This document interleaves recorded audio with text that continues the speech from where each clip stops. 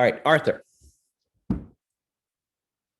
I just had a question about part of the reading. Um, the part where he starts going into mysticism and he starts like showing examples, but then he starts talking about like drug-induced mystic um experiences. And I was just a little confused because when he was talking about like colleagues or like other intellectuals who had like written about it, they mentioned like anesthesia. Did they legit just like put themselves under for like the heck of it?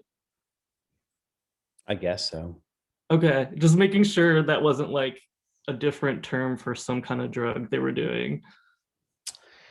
No, I'm hardly an expert, but these, I mean, a lot of these drugs, they were used for different purposes than we know them now. They were also viewed very differently. They were not necessarily viewed as being dangerous substances. Freud, for example, recommends taking cocaine. And it's especially useful, he says, to cure you of if you have a habit for masturbation, he says you should take cocaine.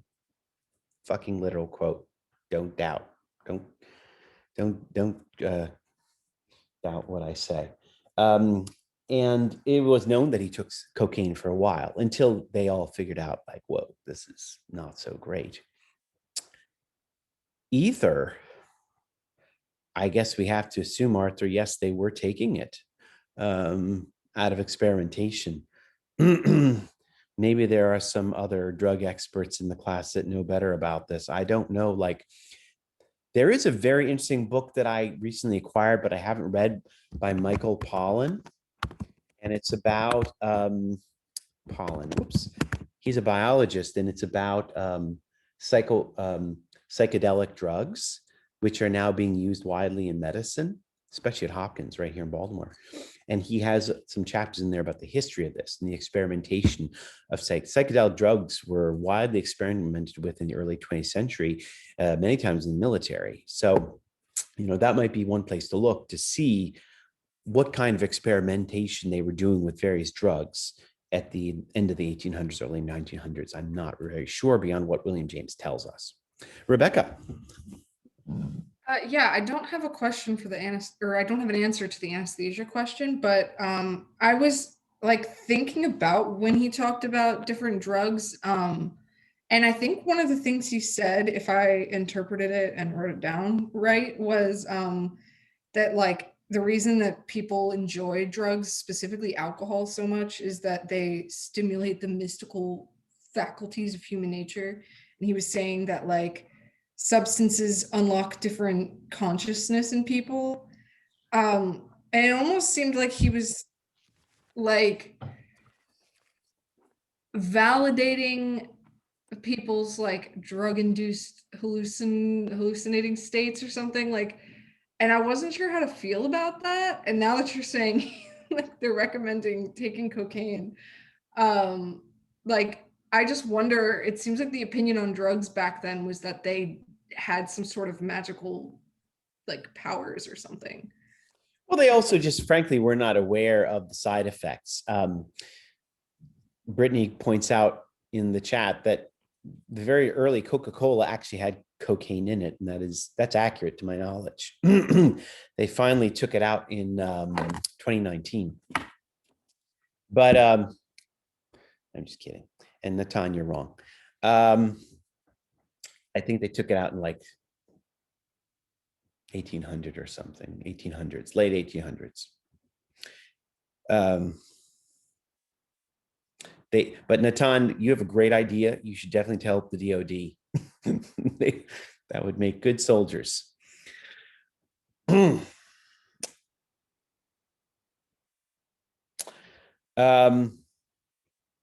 But listen, Rebecca, what else induces mystical experience? Not only ether or drugs, but what else, Arthur? I think you mentioned like nature being one of the things. Nature. with like people. I remember one of the accounts was like a guy walking to church with his family, and like the sunlight like hit a certain way, and he was like, "Wow," you know. Yeah, trippy. Irish, He mentioned about yoga and meditation, so that's yes. mostly like that those meditation. I mean, those um, mystical states.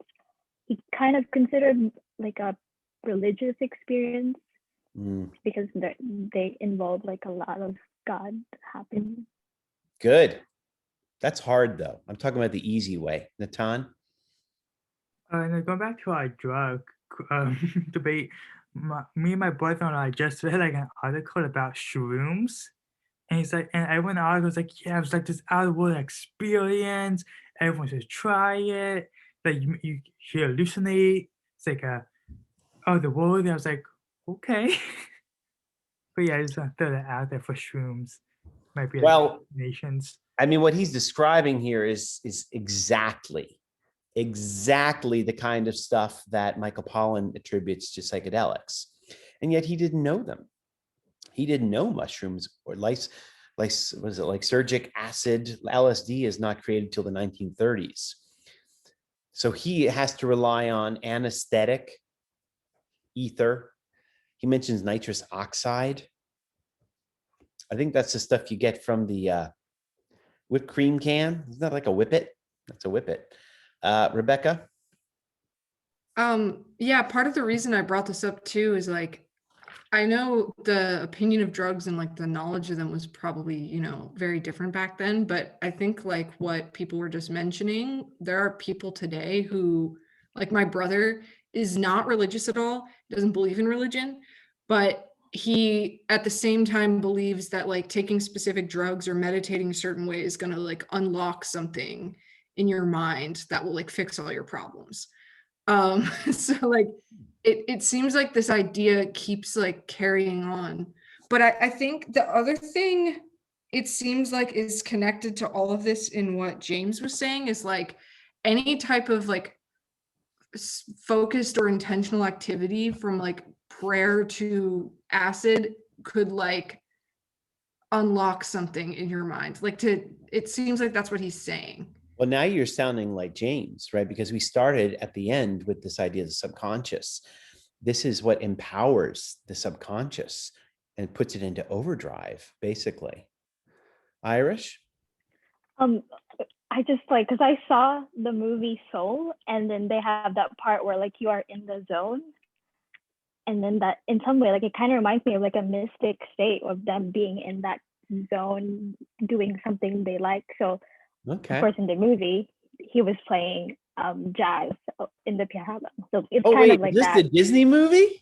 Yeah. Oh, I haven't Soul, seen it yet. I haven't seen it yet. It's really good, but yeah, they have that part where like it's in the zone, so I feel like it kind of relates to that mystic state where everyone is just like there meditating or something. Gotcha. Okay. Well, I still haven't heard what I was looking for here. What all can bring on the mystic state? Yes, yoga and meditation. That's kind of hard though. Nitrous. I don't even know where to get that. Ether. Nope. But there is something I have downstairs. No, I don't have shrooms downstairs. Whipped cream, No. McDonald's Sprite. Well, he says you can. Oh. He mentions alcohol on page 387. I have some Bud Light in the fridge. I got some rum chata. So I think this is interesting and hilarious. And yeah, Aiden, he doesn't talk about marijuana. I'm not sure why. But alcohol is a gateway to the mystical.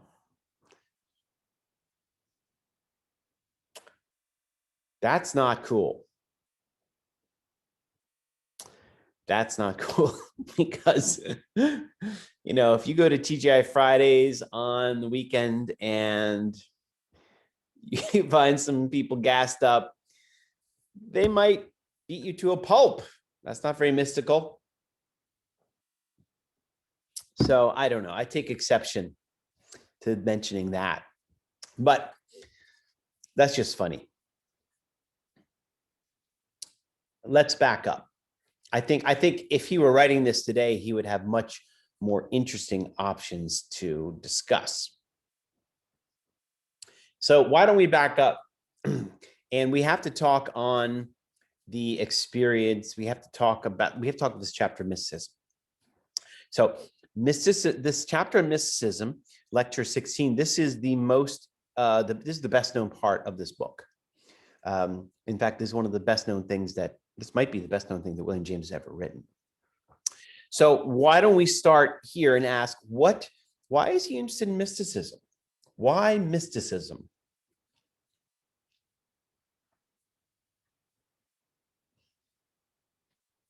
I think maybe it's because it's kind of like a term separated from like the traditions that are associated with an organized religion. It's kind of more associated with the personal experience. And I feel like that's just kind of the term he's using. Thank you. That's great, Zach. Anybody else? Why is he interested in mysticism?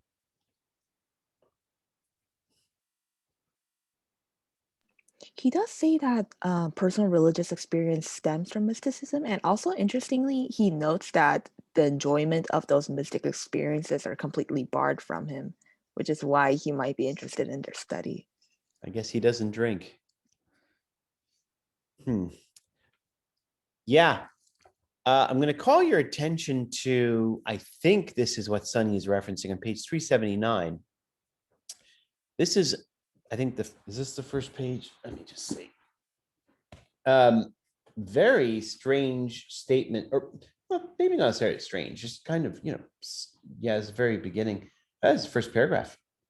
He says, one may say, truly, I think that personal religious experience has its root and center in mystical states of consciousness. Personal religious experience, which we were discussing last week, has its root and center in mystical states of consciousness.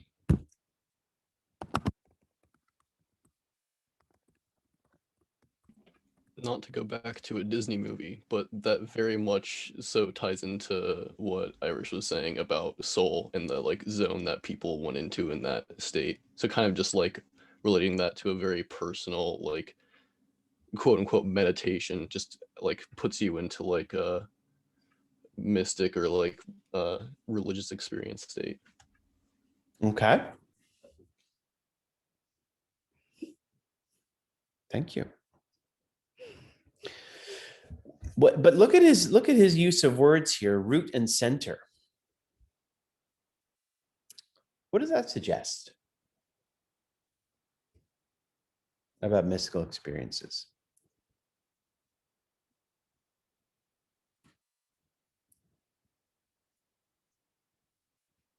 Is it that like religious experiences are like a type of mystical experience? Good. Does he mean to say that religious experiences are a type of mystical experiences?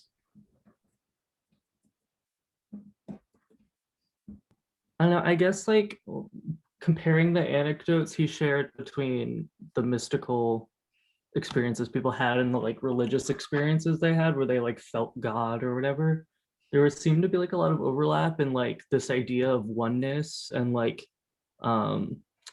being like connected to like the universe or God, in like a feeling of like love, it seemed. Good. There was, oh, sorry. No, you got. There was like that, yeah, like what Arthur said about like the mystics want to be one with God instead of just united with God, which he kind of referred that the religious experience kind of just wants to be reunited, but the mystics want to be one with God. Good. Is this a different order of religious experience? Does everybody have access to it? Does everybody experience it? Religious experience is widely, religious experience is widely known, is mysticism, right?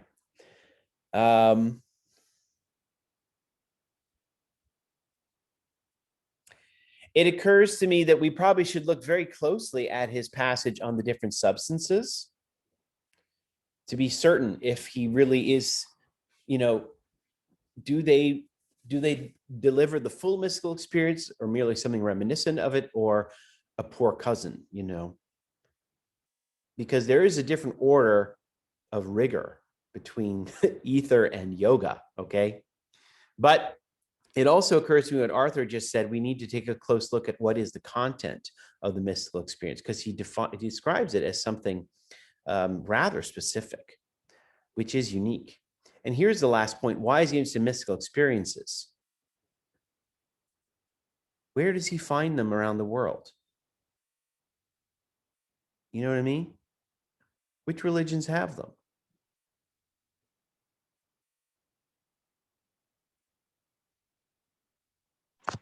Kind of like most of the major one, or like most majorly followed by the like largest amount of people. Yeah. He have- doesn't actually exclude any, as far as I can tell. So a mystical experience is something that actually has a rather specific description, as we'll see. And what's remarkable about it is that you can find it in just about all the major religions around the world. So it is remarkably common and more remarkably global, universal, if you will. Zach, did I cut you off? I'm sorry. Oh, no, not at all. Cool. All right. So let's roll into this bit about the and keep your eye on that question of whether, now I've lost it because of all the comments on drunk, but whether the root and center, that language, very strange, what is its exact relationship to the religious experience? Okay. So he tells us that, one of the famous points here in this chapter, he says that the mystical experience has there are four distinguishing marks of the mystical experience. And this is on page, God, I don't know. Anyway, it is, some of you have already mentioned some of these already. It is ineffable. It has a noetic, thank you, Irish. It has a noetic quality. It is transient. Is chalk. And is passive. So why don't we go through these? What does ineffable mean? Arthur. It means it's like too broad or to be like explained with words, I believe. Perfect. Brittany says inexplicable. Yeah. You can't articulate it. I might be dumb. Doesn't it also mean that like it's like what's it called? Oh my gosh, I completely lost the word. Like it can't be wrong either. Like it's Well, it can't be verified because you can't describe it. yeah. Right? So there's that. Yeah. It's hard to convey and articulate the mystical experience fully or completely. I say fully or completely because what we're going to do next is we're going to actually describe it. So there's something that can be described, but not the full effect. Some of it is just cannot be transmitted. What is this business about a noetic quality? What I wrote down for that was that like I think he mentioned like when you're in a mystical experience, you're in like a state of knowledge, like you get insights of truth or revelations. Good. There is an insight. And there's remarkable commonality about that insight in the various religions. That'll do. It's transient. Thank you, Rebecca. Perfect. That's transient. What about that?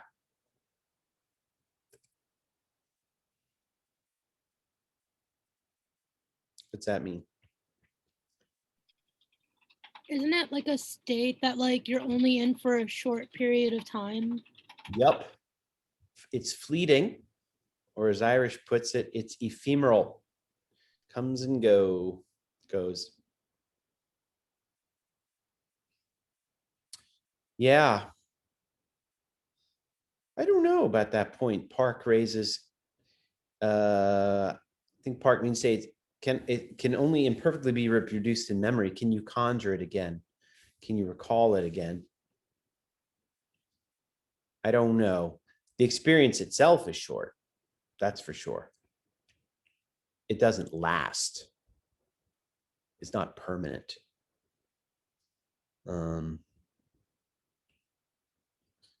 I don't know about that other point that Park raises. We can get into that in a bit. And it's passive. What's that all about?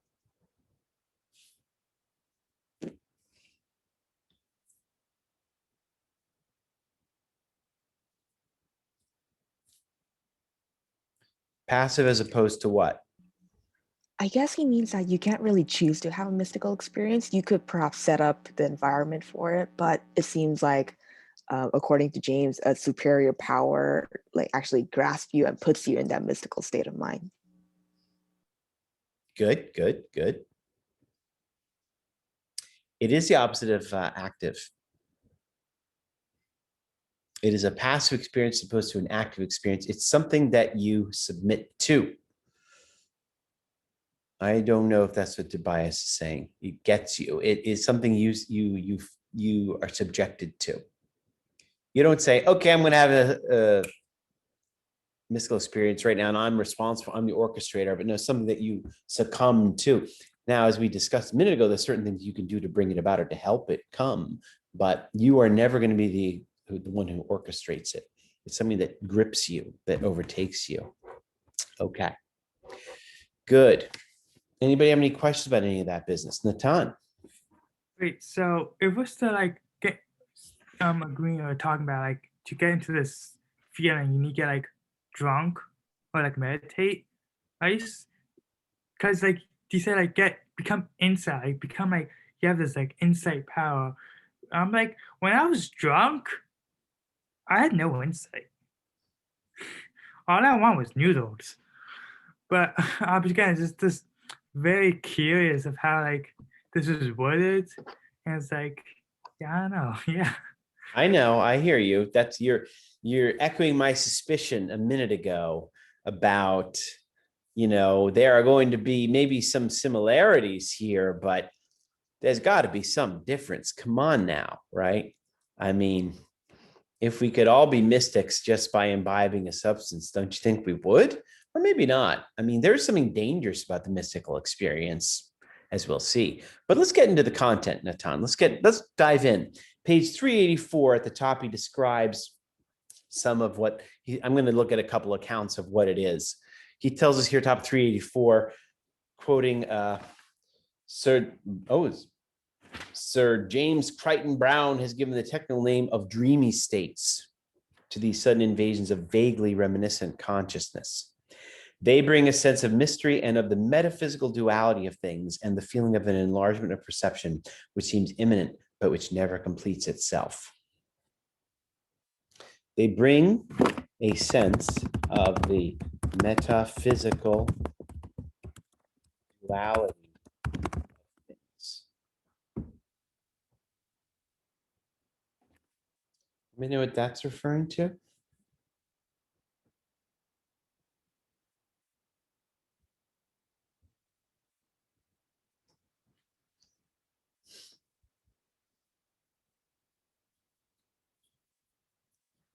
In philosophy, when we talk about metaphysical duality, we talk about the duality between appearance and reality. There is how things are and how things appear. And they're different. This is something that philosophers have observed since the very beginning, Plato and the Buddha. and the Upanishads, there is a difference between what we see, what appears to us, and what really is. And I don't mean it in the terms of illusion or hallucination, right? So what's the point? When you have a mystical experience, you migrate from the realm of appearance to the realm of reality, and you see things as they really are, which is different from how they appear. Natan. So are you saying, like, for example, if I get drunk, I, like, from your eyes, I seem like a drunkard. Like, I don't understand what's going on, but from, like, my perspective, from my conscious, I see stuff that y'all can't understand. Maybe. We have to sink deeper, Natan. We're not ready yet. Let's go further. Let's go deeper. Okay. Hold that thought. Okay, here we go. Look at the quote on the next page by J.A. Simmons. He talks about it. It took possession of my mind and will and lasted what seemed an eternity, but disappeared in a series of rapid sensations, right? So this is his mystical experience. It was brief, but it seemed like an eternity, which resembled the awakening from his anesthetic influence. So resembled. Okay, so maybe that's our out. Anesthetics and booze, they give us something that seems like it, but not exactly. They resemble it. One reason why I disliked this kind of trance, notice he disliked it, was that I could not describe it to myself. It's ineffable. I cannot even now find words to render it intelligible. It consisted in a gradual but swiftly progressive obliteration of space, time, sensation, and the multitudinous factors of experience which seem to qualify what we are pleased to call our self. In proportion as these conditions of ordinary consciousness were subtracted, the sense of an underlying or essential consciousness acquired intensity. At last, nothing remained but a pure, absolute, abstract self. The universe became without form and void of content. And then in the next page, he says, the return to ordinary conditions of sentient existence began by my first recovering the power of touch, and then by the gradual, though rapid influx of familiar impressions and journal interests. Journal means daily or mundane. At last, I felt myself once more a human being. And though the riddle of what is meant by life remained unsolved, I was thankful for this reason from return from the abyss. So what's he talking about here? This is about the noetic. Here we're going to get, so we've seen a couple things here. It is ineffable, it is transient, and he also has to tell us something about the noetic quality of the mystical experience. Simmons is pretty clear about that. What is the noetic? What is the insight?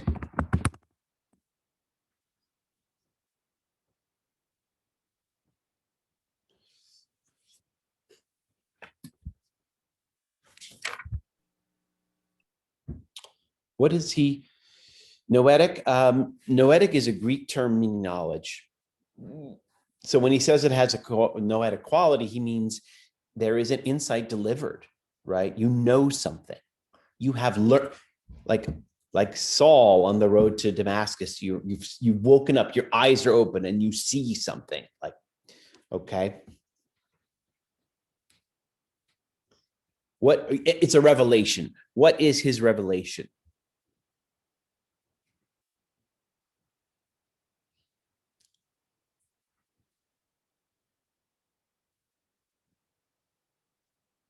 No?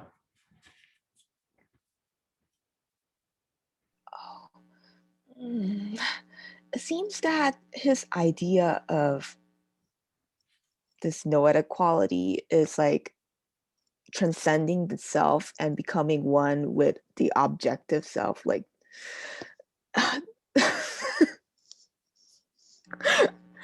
Okay. I'm going to focus. I'm going to zero in on the salient passage again. See if you all can get here. It's that bottom of 385. It consisted in a gradual but swiftly progressive obliteration of space, time, sensation, and the multitudinous factors of experience which seem to qualify what we are pleased to call ourself. In proportion as these conditions of ordinary consciousness were subtracted, the sense of an underlying or essential consciousness acquired intensity.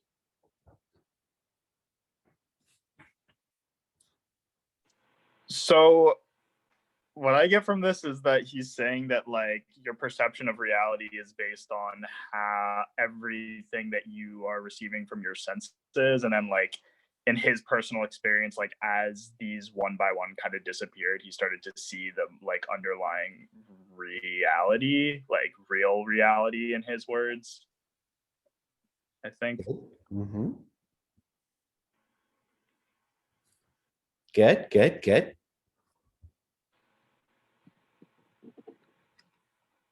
All right, I'm going to go to the next step. I'm going to look ahead here. This is a quote from Benjamin Paul Blood, page 389. He also says that the mystical experience delivers specifically what kind of insight? A monistic insight. And this is his description of that in 389. He says, into this pervading genius, writes one of them, we pass, forgetting and forgotten, and thenceforth each is all in God. There's no higher, no deeper, no other than the life in which we're founded. The one remains, the many change and pass, and each and every one of us is the one that remains. This is the ultimatum.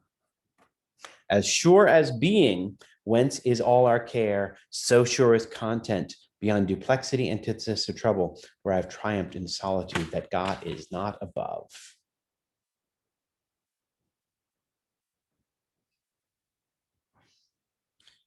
So, monistic insight. Anybody got an idea what he's talking about here? At this point, it would help if anybody's taken psychedelics.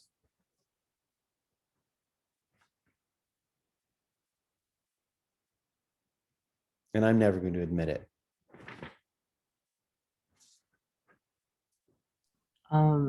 I think it's. There we go. I've not taken Someone who's psychedelics. taking psychedelics. Go ahead. I've not taken psychedelics, but Whatever. Whatever. Isn't that the idea of like the oneness of the universe? Yes. Okay.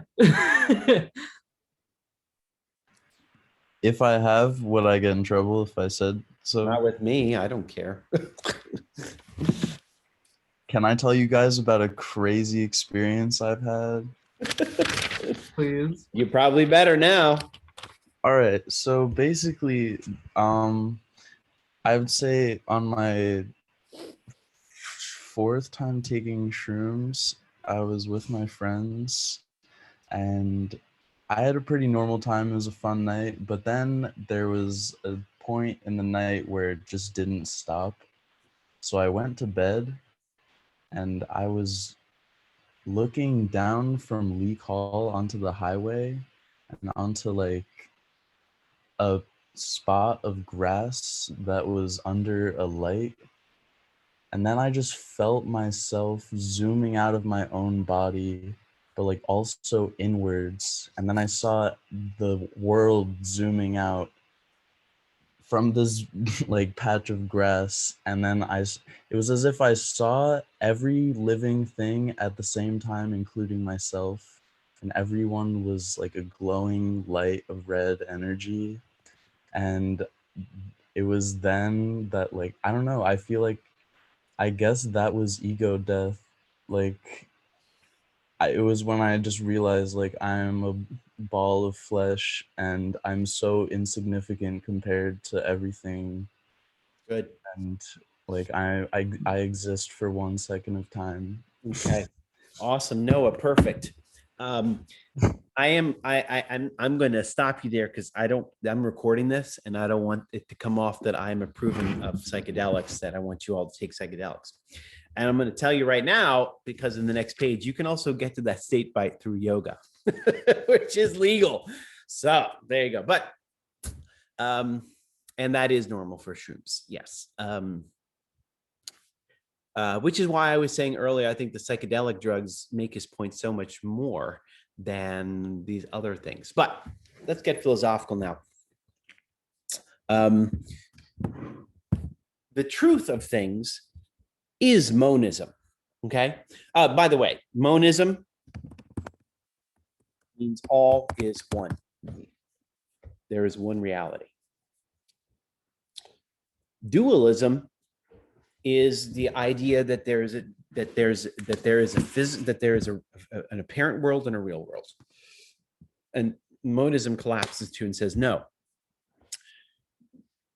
When you think there is dualism, this is the fault of human perception. And the hidden or inner reality of things is that all things are one and all things are related. What does that mean? Well, technically, we are all deeply related. We are. I mean, ashes to ashes and dust to dust, right? The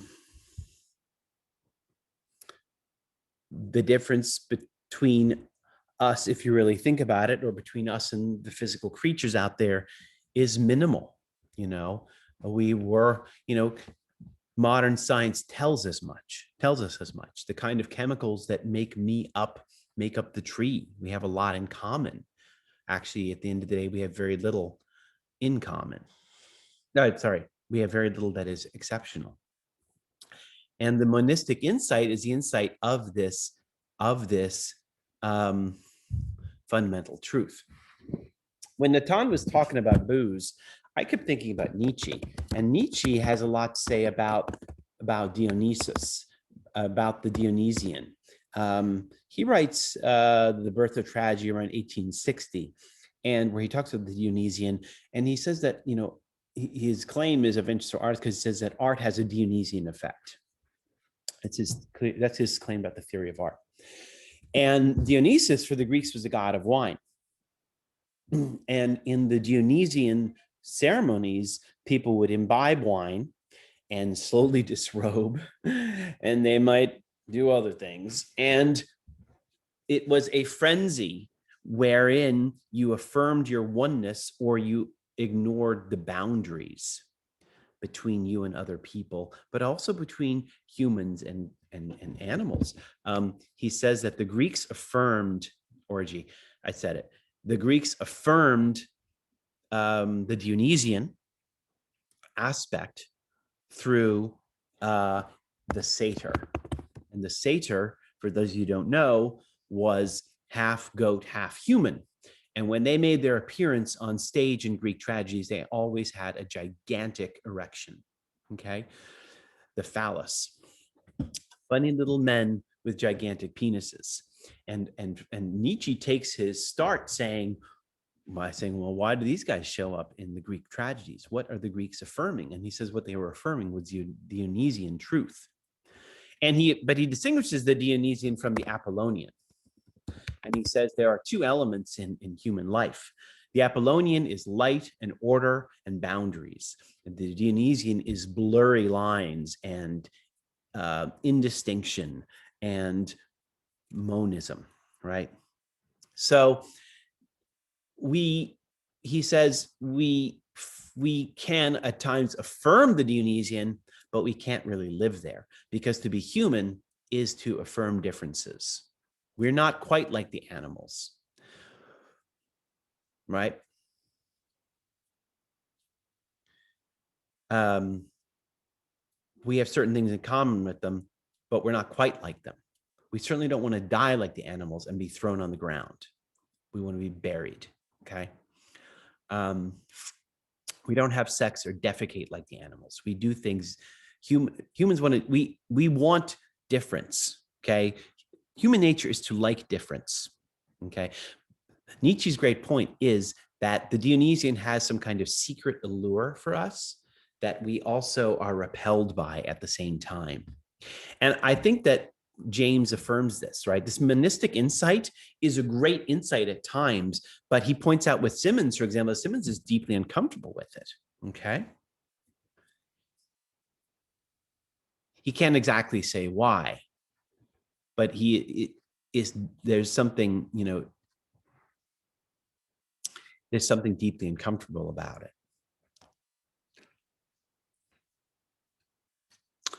Let me see, what were we talking about?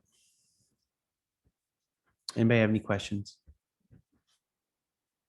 Oh, right, we were listening to Noah tell us about his shroom experience.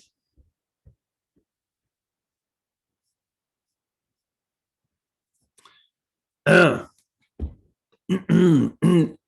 but I wanted to talk about alcohol because I just don't buy it. This on page 387, this comes up. And by the way, this is where he says that what Simmons is talking about almost is suggestive of pathology, almost sounds like this is a troubled or diseased state. And I don't know. I'm a little surprised if religion if alcohol can deliver this in the same degree as other forces. Not least because you have to admit that alcohol also empowers our desires, and our passions. And, I think Natan said he wanted noodles, or marijuana makes you ravenous and greedy or what's the word? I forget.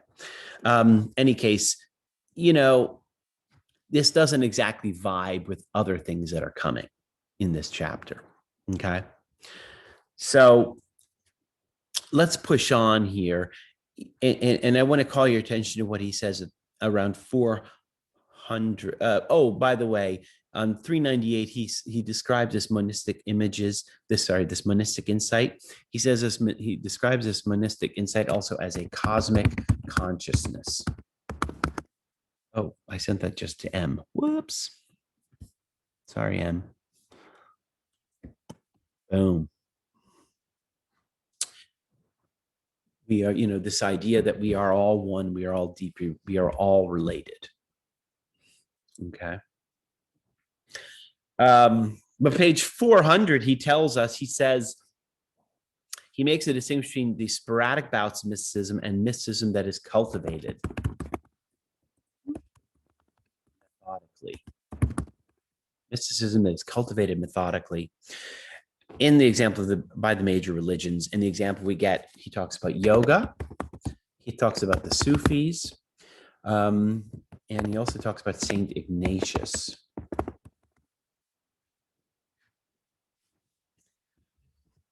Yoga. What does he mean by yoga here, guys? Is he talking about yoga mats and athleta wear and, I don't know, soothing new age music? Natan? I don't know. When you talk about that, does he mean like that relaxed feeling? Like after you do like a yoga, your body feels relaxed and loose, like meditation. Is that No, he doesn't mean that, Natan. I guess it was I asked you all a trick question. I'm sorry. This comes up on page 390, 400. I have to look again. Because I forget exactly. I mean, the point is the way we understand yoga, the athleta nada form of, Brittany wants to know. I was going to go to 245 or 3. Okay. Anyway, the athleta version of yoga is greatly impoverished because now for us, it's an exercise. But the original yoga is a Sanskrit word. And yoga, where'd you get that from, Sonny? Is that him? That's what he said. Oh, okay, cool. I'll deal with him in a second. But I just know that the straight Sanskrit definition of yoga means discipline. And the short of it is, which is the opposite of the alcohol approach to monistic insight, the yoga is there are various types of disciplines. So this term first is used in Hinduism, the Upanishads, which predate Buddhism and the Buddhist scriptures. And there are different types of yoga. Okay, there are different types of discipline. I have no idea where, what is it? Bending tree and upside down dog. I don't know where these come from. I don't know which yoga that is. But that is only one type of yoga. Strictly speaking, what does yoga mean? Yoga means meditation. That's what it means. And there are various ways of doing this kind of meditation. Okay.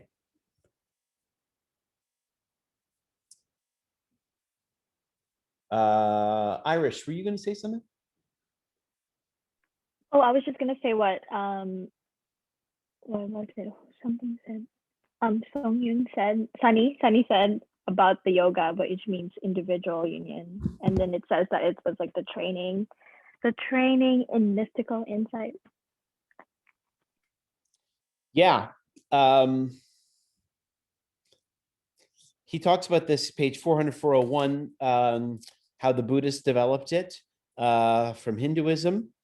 And there are many different types. So, and by the way, when he was writing this in 1902 or whenever, this was not very well developed, that knowledge. The greater knowledge of Hindu and Buddhist disciplines is largely coming still. Especially in the 1960s. That's really the heyday of, for example, Zen Buddhism in the West. So he gives short shrift to it. He really, it's like a paragraph.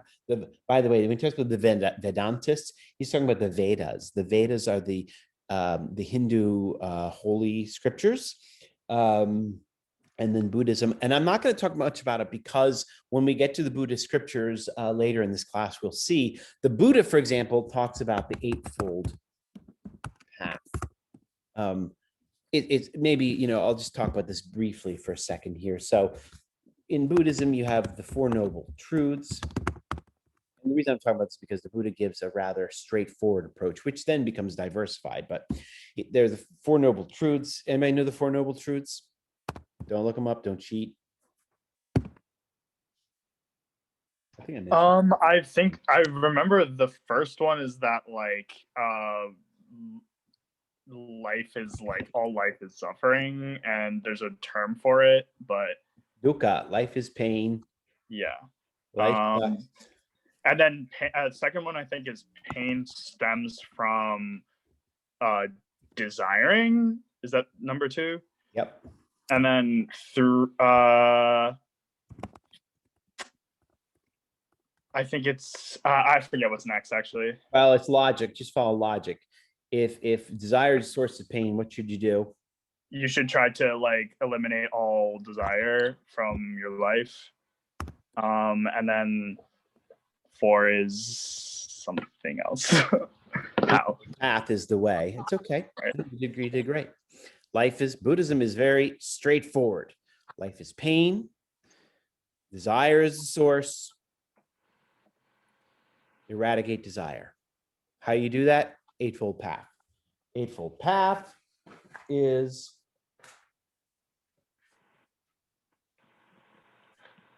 someone look it up and put a link there. I'm gonna cheat because I wasn't ready. I have a handout, and I have a handout I usually give to my class at this point, and I can't give you the handout, right? So isn't it right actions, right words, right 6 other things? Yeah. And there's various translations of this, and I'm just going to give you the gist. Right view, right resolution, right speech, right action, right livelihood, right effort, right mindfulness, and right concentration. Various translations of these, but some of these, like right speech, you need to speak a certain way. We'll see this when we get to the Dhammapada. You speak gently, speak peacefully. Right livelihood, the kind of vocation you have should not be one that involves violence. And et cetera, et cetera. So the Eightfold Path, in order to achieve this state, you need to follow these rather rigorous 8 methods. And this is not easy. That's the point. This is the reason I was taking issue with if there's any recommendation of alcohol or chloroform at one point. That's terrible. The Buddha would be appalled. No, you've got to practice the Eightfold Path. Aguardiente. That's good shit, actually. And now the Sufis. The Sufis are a Muslim mystical sect, and I was just reading about that recently. They're based in Iran, and they're actually, I believe they've been persecuted by the Iranian regime because, he doesn't really talk too much about it. He does invoke it, but mysticism is dangerously heterodox, especially when it comes to monotheism. And Islam has always been very clear about that, right? Yes, they're the one that we call them the whirling dervishes. And that is all I know about their method. I know nothing else, literally nothing else. So I'm not even going to sound like an idiot and pretend I know.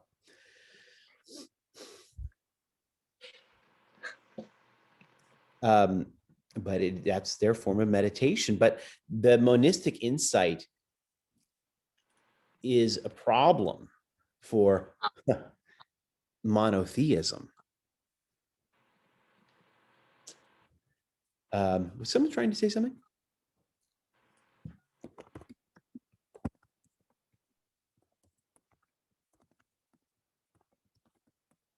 All right, I'm going to ask this question. Why are mystics controversial, especially to monotheism?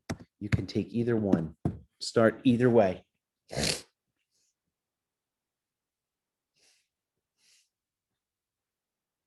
Arthur.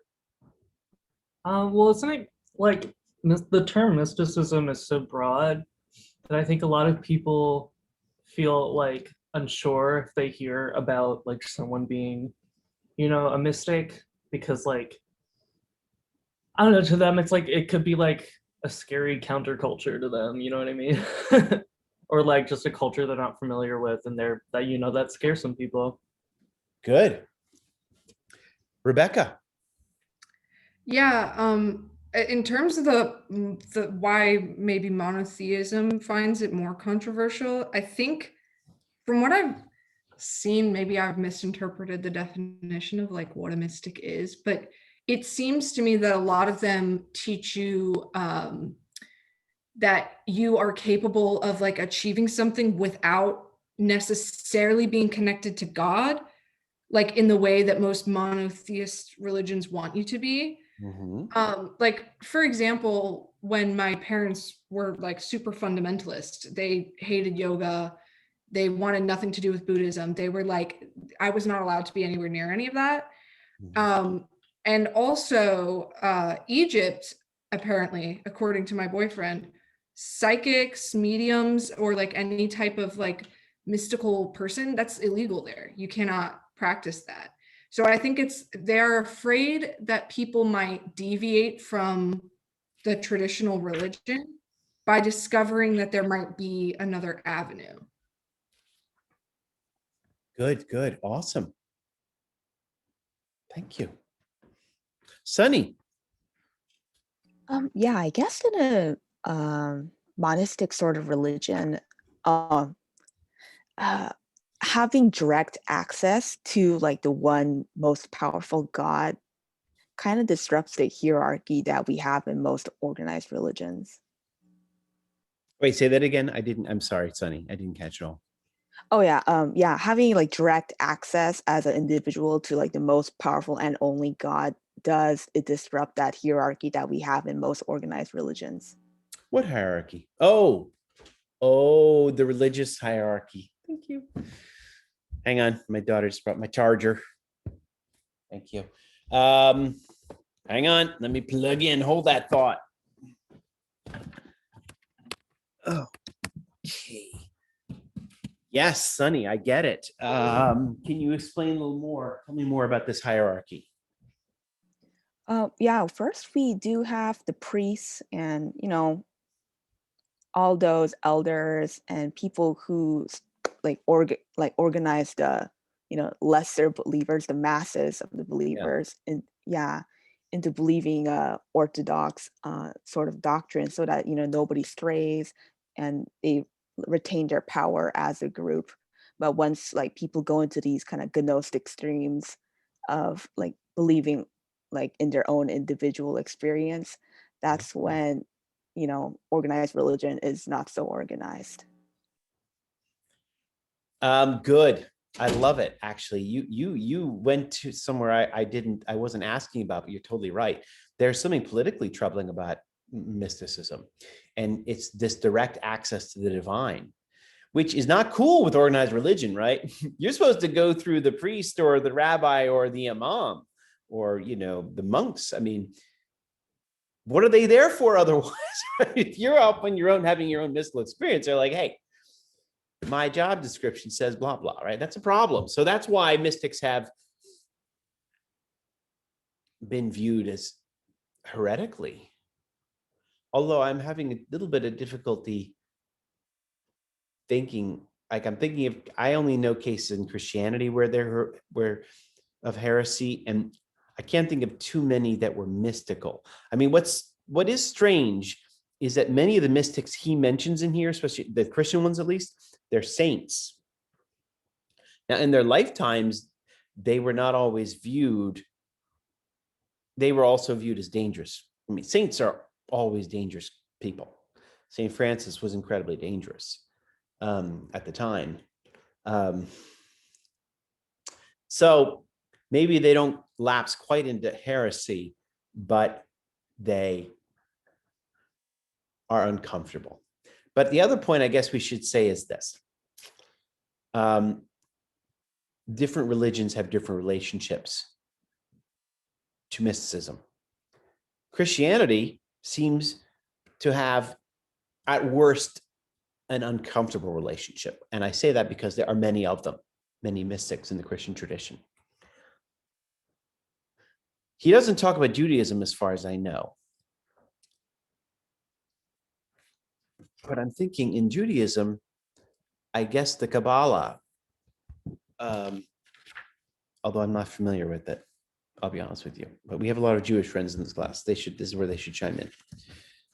I can't think of any Jewish mystics. Arthur? Yeah, what you just mentioned, the Chabad.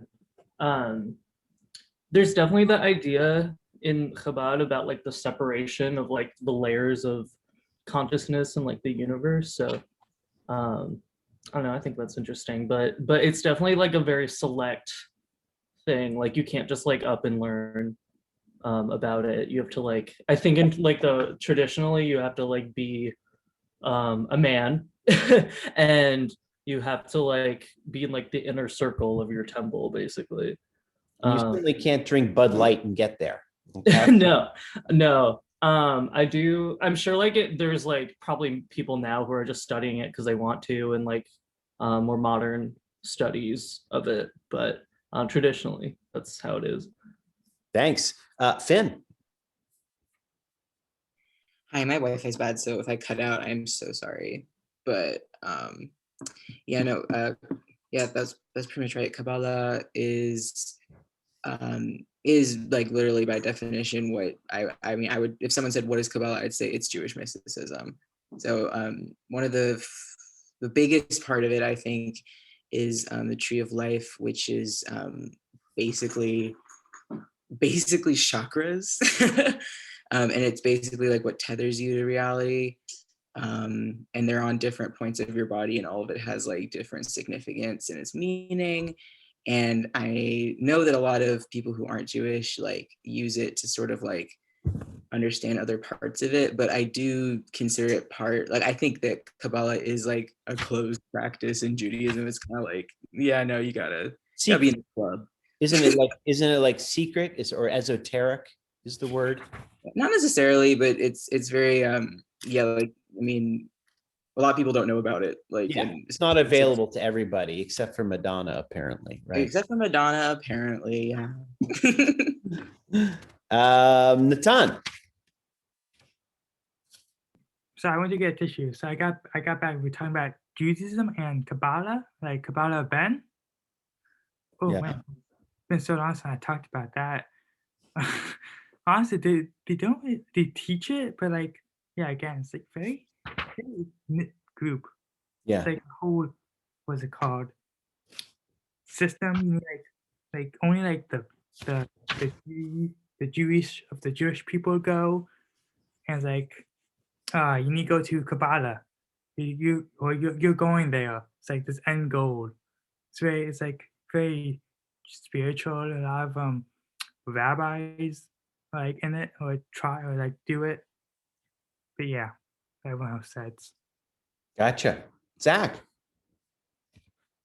So I just want to make the distinction that like Kabbalah is pretty much Jewish mysticism post the medieval era, because that's when like the schools of Kabbalah in like Spain and France were like, that's when they arose around like 1100.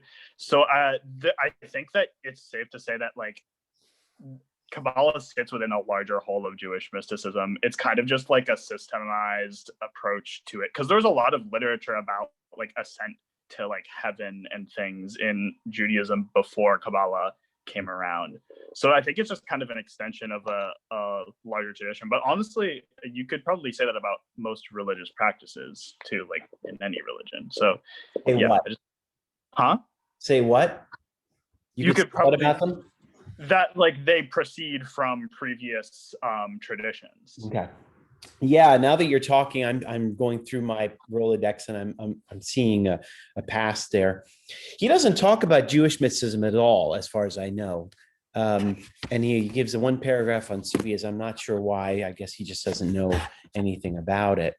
And if I had really done my homework and prepared for class, I would have looked to see how, of course, Judaism is not uniform. It's multiform, right? You have the Orthodox sects and you have the Reformed sects. And I'd be curious to see how they view the Kabbalah. From what you guys are saying, some of you, it sounds like some of them view it with suspicion, or it's not exactly kosher. That was funny. There's actually like a lot. Sorry. Kabbalistic teachings were kind of like there's a lot of like Jewish sects that would because to this day there's some that like in prayer books would like have some of those teachings like included in some way. There's also a lot that like will kind of that are very opposed to that because they believe it's like a Gnostic teaching, like, which is, like we said, dangerous to organized religion. Very good. Cool. Finn. Yeah, sorry to keep building off that, but I mentioned this before, but what is it? I used to, when I was younger, obviously not now because I transed my gender, but when I was younger, I went to Chabad with my dad, and that's a sect that's it is conservative and orthodox, but it is based entirely off of Kabbalah. Like the name Chabad comes from like Chokhmah, and it literally comes from like directly the thing. So like, yeah, there's like I would even say that people who are more conservative like it more, and that people who are more reform kind of push it away, which is interesting because I'm like, I like my herbs and stuff. I don't know. That's interesting. I don't know. This would be a great research topic for someone at the end of class if you wanted to talk about this. So this is what I'm going to talk about now. This is interesting discussion to lead us into this. One of the questions I asked, which was, why are mystics controversial, and especially to monotheism? Hinduism has a very long tradition of mystics. My friend who traveled there extensively, you see them, you see gurus quite regularly. The kind of mysticism he talks about and attributes to Buddhism is not controversial at all in Buddhist countries. I have spent some time in Buddhist countries, and it's not at all. This is what the monastic life is. You know, in Thailand, you have a monastery in your town, and this is expected of what monks do. They, you know, meditation. Monotheism has problems with mysticism. Most clearly Islam. I think he says as much, but I know that because of the way Sufis are treated or viewed in Iran. Judaism, I don't know about, but thank you to you guys for helping me there. Christianity is different. You get a lot of mystics in the Catholic tradition, and I can't think of many in the Protestant tradition. Maybe one or two. What are we talking about here? We're talking about the monistic insight. The monistic insight poses a problem for monotheism. I'm calling your attention to a quote again on page 389. This is the quote by Benjamin Blood, which is easily one of the top 3 best names ever, where he says, into this pervading genius, we pass, forgetting and forgotten, and thenceforth, each is all in God. There's no higher, no deeper, no other than the life in which we are founded. Each is all in God. That, right there, everybody, that is the problem for monotheism. How? Anybody know how?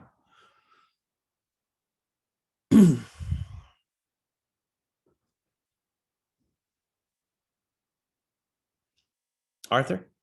This is just a guess, so this could be wrong. But is it the idea that like just by living we like perceive God and like God's power like every day? I don't know.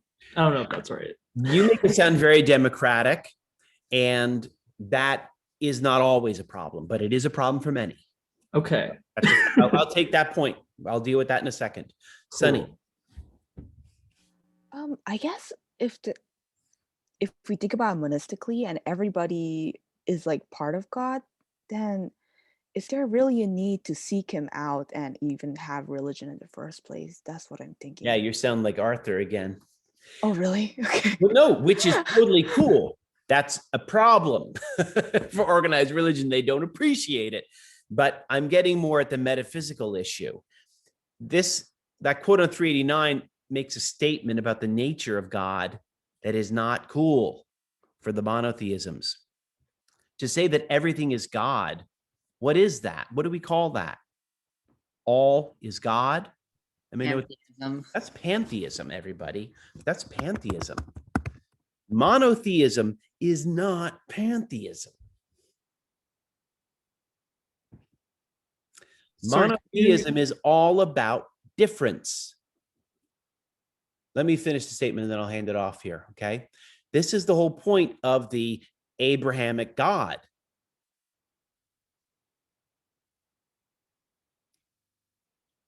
This God, I mean, you have to appreciate, what did I do?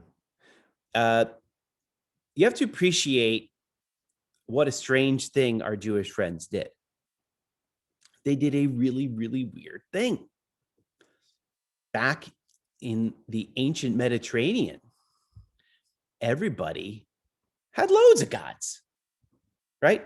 If you were Roman or Greek or whatever, you had like your god that you would worship to and sacrifice animals to. But then when you visited another town, you worship their god too. There were different gods for different natural phenomena. You were sailing on the sea, you sacrificed to Poseidon, make sure you had a safe trip. You have a harvest, you sacrifice to that god. Many gods, equal opportunity lovers when it comes to gods. The Jews said, no, we only worship one God. And then on top of that, they said, by the way, none of your other gods exist.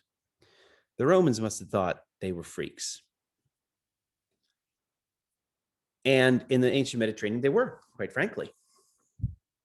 And then after the life of Jesus, this idea of monotheism becomes ascendant and dominant. Okay. And becomes the and what is established is the idea that unlike the Greco-Roman gods, which are basically very human, the Abrahamic God, the single God, is very different.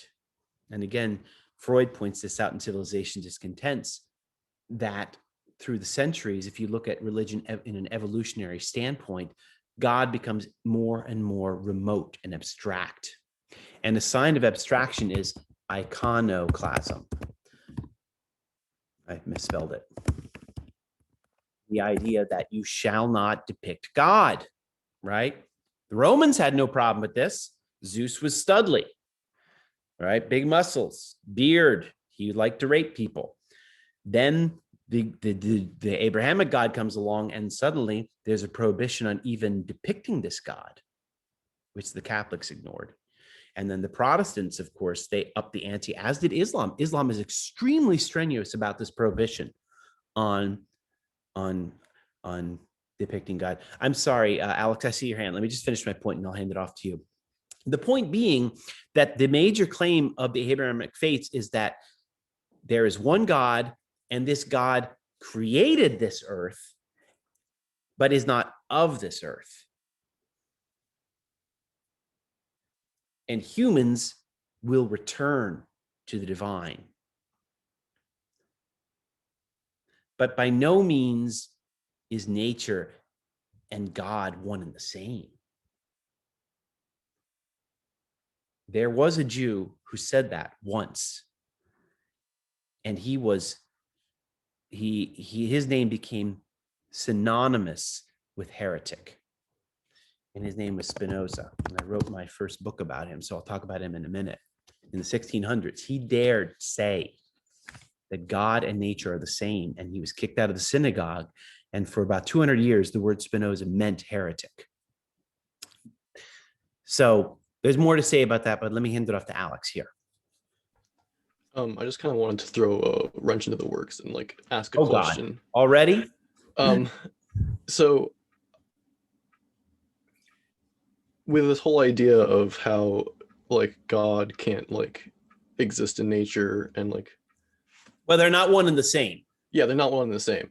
Just but like, how would you, not like you, but kind of like I'm asking the class, I guess, like how would you define like this idea of like Quakerism, which is like the base idea that there is a part of God in everyone? Well, there's the divine spark. I went to Quaker school, so I can talk about that. Oh, I did too. Cool. Which one? Carolina Friends School. Oh, nice. I went to Baltimore Friends. Woohoo! Go Quakers. We have the divine spark in us. That's the point. But Quakerism is still Orthodox Christianity, because it doesn't say that we are manifestations of the divine or we're elements of the divine. We're still unique individuals, but we can feel the spark of God in us. And then in the meeting house, you're inspired, you stand up, you deliver your inspiration. So, but good point, because many sects, they flirt with this, right? This is the whole point I want to get across to you all, is that this is a love-hate relationship with mysticism. Okay? It often runs afoul. So let me talk for a second here about Spinoza, just so you can understand. He lives in the 1600s in Amsterdam. He was from a family that had escaped Spain thanks to the Inquisition. And that's why he had a Spanish name. And he says basically that God equals nature. And he wrote a book called The Ethics, which is a very difficult book. But when he said that God is nature, they're one and the same, he was kicked out of the synagogue and he was exiled from Amsterdam. He spent his whole life meandering, and he was the most notorious figure in Europe for about the next century. And I mean notorious in a very bad way. Like some philosophers have called him the first atheist, although it's ironic because he would not admit he was an atheist because he said God exists. It's just as God is everything. And in historians who have studied his own philosophy have, this is from my Jewish friends out here, they've rooted his thinking back in the writings of Maimonides. And Maimonides was a Jewish philosopher who lived in Alexandria in Egypt in about 200 AD. So there is indeed a long tradition of this. But again, this only affirms my point that the mystic tradition is there, but it is a love-hate relationship, especially with the monotheistic religions. Now, that's in terms of its insight. That's in terms of its insight, which is nothing to say of its practice, okay? If you're going to live as a mystic, right, you will be an outsider in society, always. That cuts across the globe. It's a difficult proposition. But just speaking in terms of theology, the reason, and I'm just going to repeat myself here so everybody gets the point, is that mysticism basically affirms pantheism, which is the idea that all is one, the oneness of all things. But monotheism largely denies that on two accounts. For Christianity, the world is fallen. The world is imperfect. Therefore, it cannot be equivalent with God. And then from the other standpoint, like in Islam and Judaism, God is not something you can see or imagine or depict. Well, how can that possibly be equivalent to this physical world I'm seeing and drawing and depicting? So in a weird way, mysticism is totally at odds with monotheism. And yet,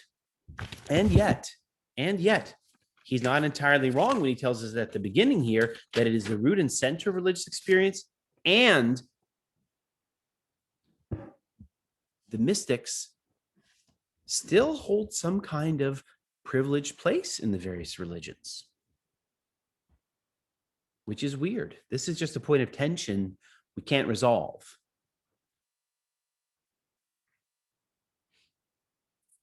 I guess Islam comes the closest because they just said to the Sufis, nope, you're out. You're out. But Christianity does not call it heresy. And from what I'm hearing, Judaism does not call that heresy either. And yet there are parts of this that just do not jibe with monotheism.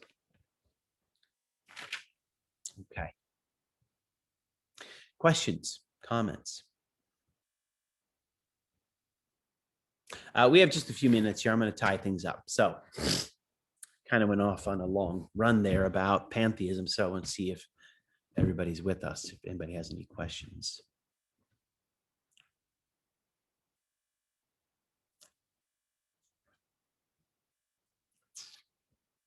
Okay, cool. No worries. I'm trying to think what else I should hit on here just at the very end. He tells, this is an interesting discussion, page 413, where he talks about the fruits of mystical experience. And, from the outside, he says they don't, this is what they look like from the outside. He said their fruits include stupefaction and over abstraction from practical life. Yeah. But he also says that not all the mystics drifted into abstraction. He gives the example of St. Ignatius. St. Ignatius, who I actually never would have considered a mystic. He's the one who founded the order called the Jesuits in the Catholic Church. They run a bunch of schools like Georgetown and Boston College and Loyola's. And St. Ignatius was a knight. He was a Basque from an aristocratic family in Spain in the 1500s, has a religious experience after an injury in battle. And he uses that experience.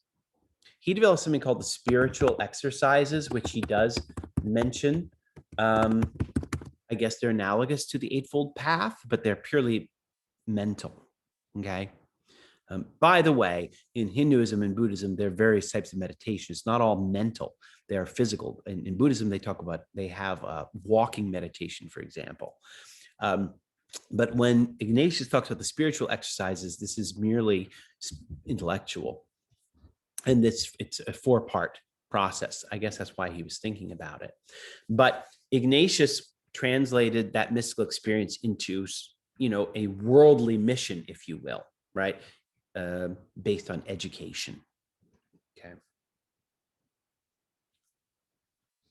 So, I mean, by and large, he does not attribute any kind of, as I can tell, he doesn't attribute much, if any, negative behavior to mysticism. This is something that many of you noticed earlier. I think this probably should have come up earlier in the chapter because this is really important. But he tells us on page 415, he says that what is a key feature of the mystical experience is that the sense of self is diminished. It may even fall away. Someone used the word ego death. I think it was Noah or Zach.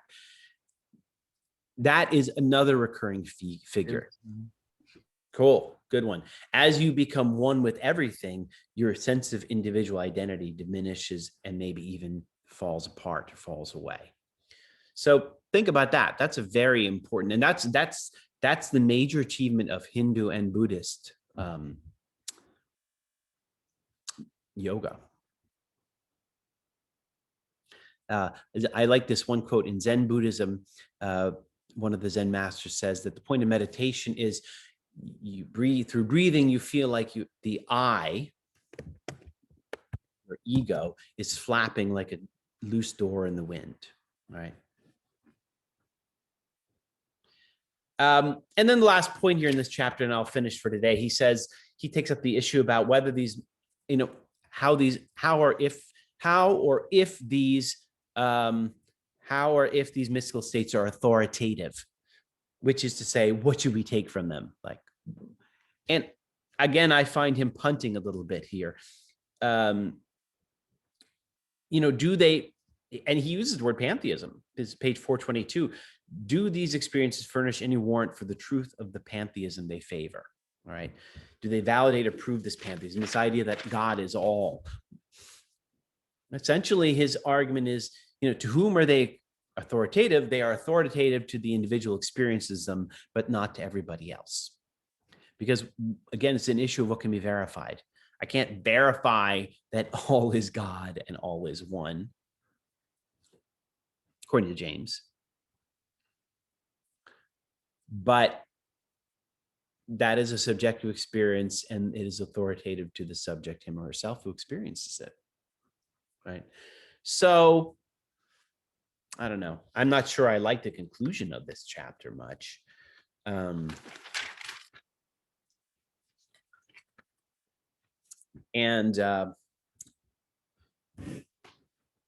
Let's see here. Why don't I pause for a second, see if anybody has any last comments or questions. Some people are typing in the chat. Anybody have anything else they'd like to say, or any questions about the chapter mysticism at this point? Sorry, this is just, I wrote this, but pantheon in regards to one God is just the concept of God being everything, right? No, the pantheon is very different from pantheism. Oh, pantheism. The pantheon is the temple of all the gods. Okay. In Rome, you have the Pantheon, which is now a church. And I believe, who's the sculptor? The famous Renaissance sculptor, Bernini, is buried there, or Raphael, or maybe both. I have no idea. It was a temple to all the gods.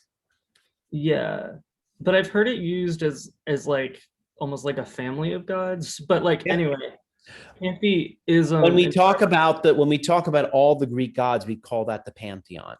Yeah. But pantheism is to say that all is the divine. Okay, cool. Just clarifying. So interesting. He tells us here at the end of this chapter, another, two very important points that would have been nice to hear earlier in the chapter. One is that mysticism involves an ego death. That's very recognizable across many traditions. And basically what he's talking about is pantheism, which is always going to be controversial with the monotheisms. It just is. When we get to Buddha, I think there's a strong case that the Buddha would be skeptical of it as well. So what you have with mystical experiences is, in sum, probably the most powerful religious experience, which has commonalities across the world through many different religions.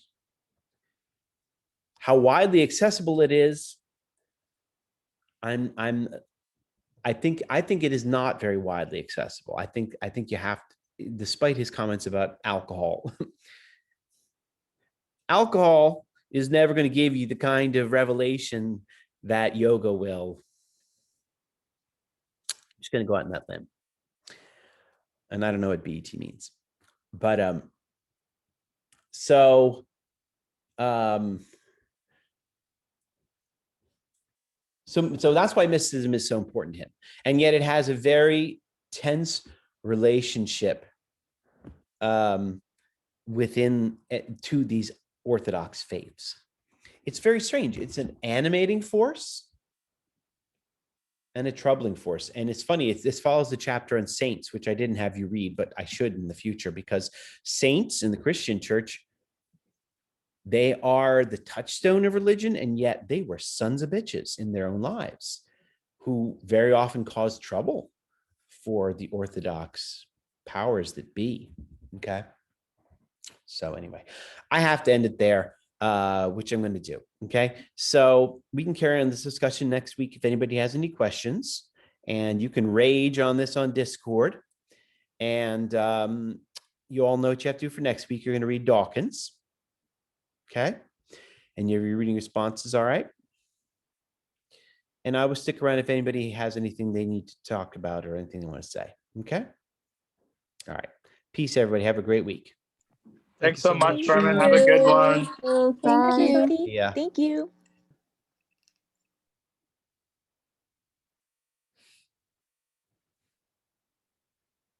Hello? Hello?